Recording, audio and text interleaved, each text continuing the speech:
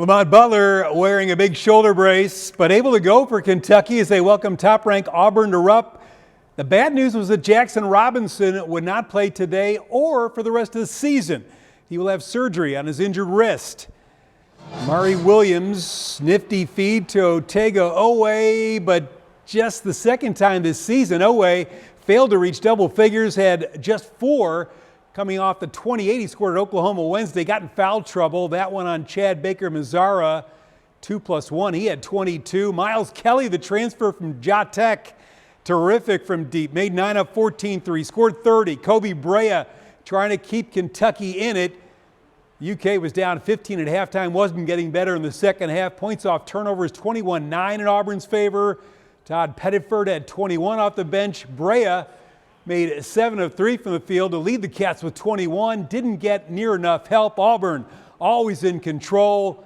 They clinch at least a share of the SEC title, 94-78 over the Cats. Here's Eric Crawford from Lexington. Well, there was a lot of excitement with #1 Auburn visiting Rupp Arena this afternoon, but the Kentucky Wildcats couldn't really capitalize on a crowd that was prepared to see them win their 6th of the season against a top 10 team.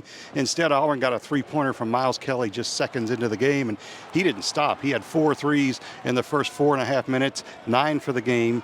30 points overall, and Auburn winds up rolling over Kentucky 94-78. Kentucky had been hoping to maybe lock down a double bye in the SEC tournament. Instead, it's Auburn that wins a share of the SEC regular season championship with this game. They were impressive, even with Janai Broome having an off game, only scored 9 points.